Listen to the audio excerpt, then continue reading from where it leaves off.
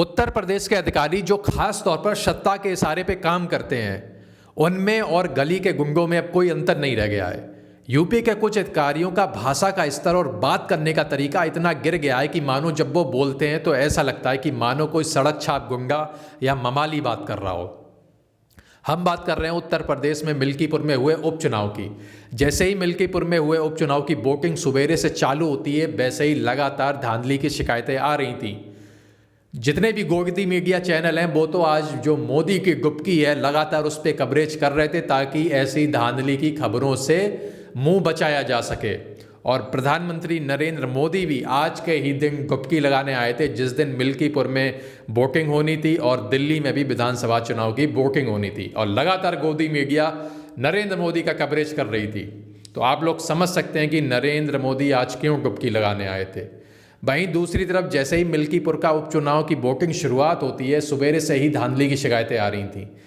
वहीं विपक्ष यानी समाजवादी पार्टी के अध्यक्ष अखिलेश यादव लगातार अपने सोशल मीडिया हैंडल एक्स और फेसबुक पेज अकाउंट पर लगातार ऐसी वीडियो को सबूत के साथ इलेक्शन कमीशन को टैग करके कार्रवाई की मांग कर रहे थे। लेकिन इलेक्शन कमीशन आंख बंद करके सोया हुआ था। वो लगातार जो नौटंकी हो रही थी, जो मिल्कीपुर में धांधली चल रही थी, गुंडागर्दी चल रही थी प्रशासन के द्वारा, उसको इलेक्शन कमीशन आंख बंद करके देखता रहा और कोई भी किसी भी अधिकारी के ऊपर कार्रवाई नहीं हुई।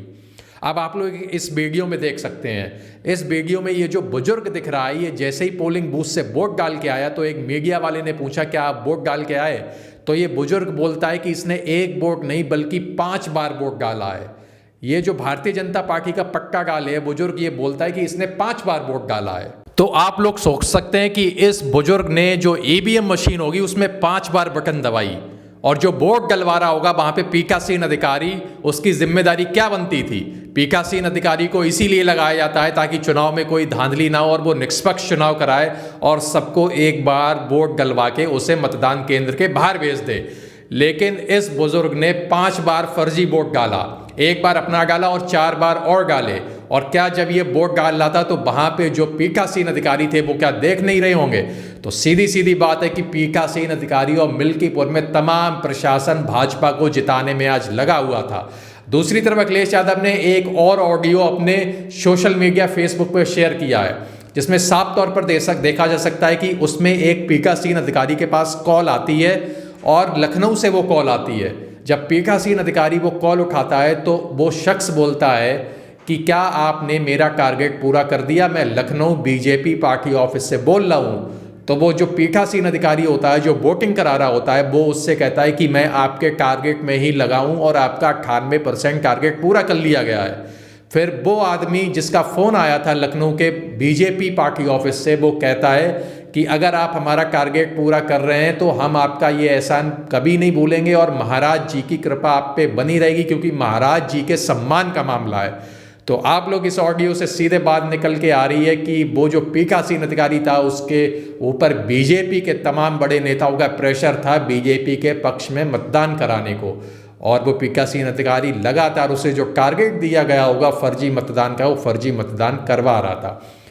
तो आप लोग देख सकते हैं कि किस तरीके से आजकल वोटिंग हो रही है और वोटिंग का स्तर कितना गिरा दिया गया है। मिल्कीपुर में तमाम छोटे अधिकारी से लेकर बड़े अधिकारी तक सारे बीजेपी के पक्ष में वोट डलाने को लेके अड़े हुए थे और इसके सबूत भी सोशल मीडिया पर मौजूद हैं। वो विपक्ष की जो भी साइट है समाजवादी पार्टी पे, उस पर देखा जा सकते हैं कि कैसे लगातार समाजवादी पार्टी विपक्ष में होते हुए भी चुनाव में इतनी एक्टिव थी, क्योंकि वो जानती थी कि शासन और प्रशासन ने 2022 के चुनाव में किस कदर बीजेपी का साथ दिया था और उनके पाले में वोट डलवाए थे।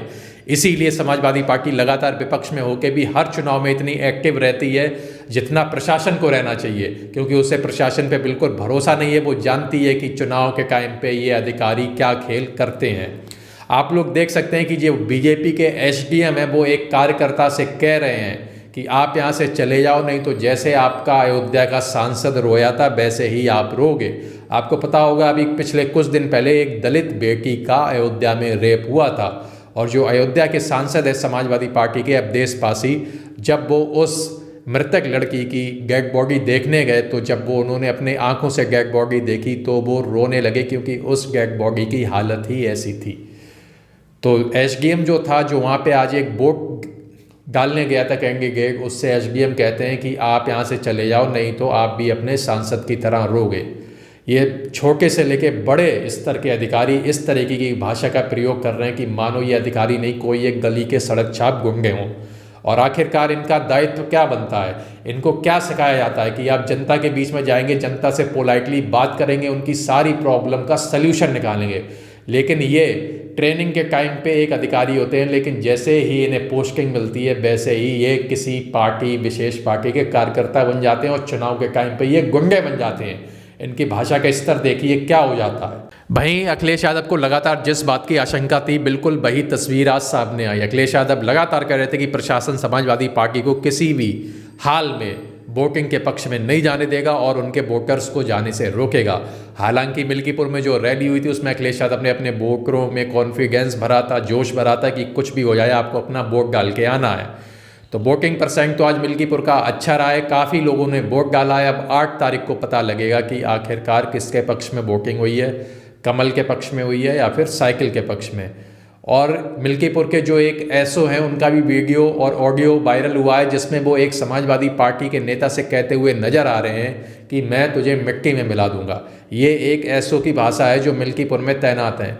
इन सारी वीडियो को अखिलेश यादव तक पहुंचाया गया है उनके पार्टी के सदस्यों द्वारा, और अखिलेश यादव ने तमाम ऐसी ऑडियो और जो भी पुलिस के द्वारा अभद्रता तरीके से बात करी गई है, अखिलेश यादव ने इन सारे लोगों की वीडियो अपने सोशल मीडिया हैंडल पर डाल लिया और इलेक्शन कमीशन से कार्रवाई करने की मांग करी है।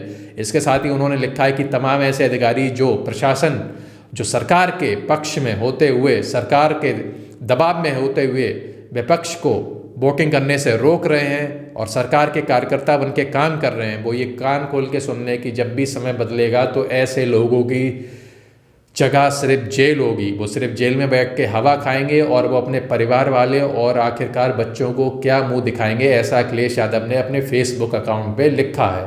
तो मिल्कीपुर में आज वोटिंग समाप्त हो गई है। अब आने वाले 8 तारीख को पता लगेगा कि मिल्कीपुर में जो लोग थे उन्होंने किसे अपना विधायक चुना है।